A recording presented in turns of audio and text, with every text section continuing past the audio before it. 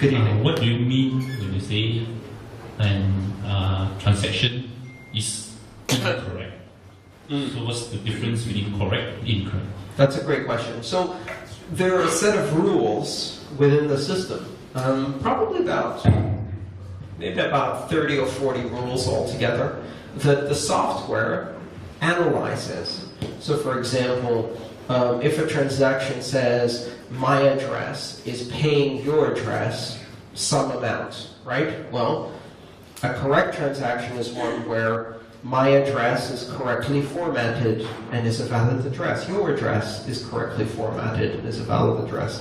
The amount described is within 0 to 21 million Bitcoin, which is the maximum amount you can have.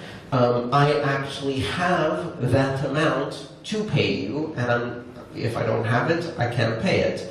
That amount hasn't been spent before from my account, so it's not being double spent, right? The transaction has the sufficient fee to pay the network. There's all of these little rules, not just for transactions, but also for the blocks that contain them, and they're cumulative. My signature has to be correctly formatted. Now, those are kind of the logical, human-level rules.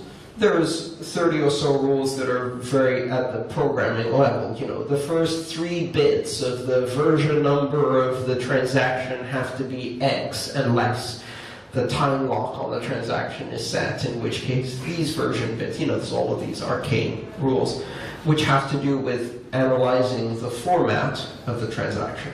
But your software does that. So you don't need to worry about it. You just say, I have money, I give you money, click, click, boom, done. Your software will produce a valid transaction. The important thing to check is the software is not going, are you a good person? Are you a bad person?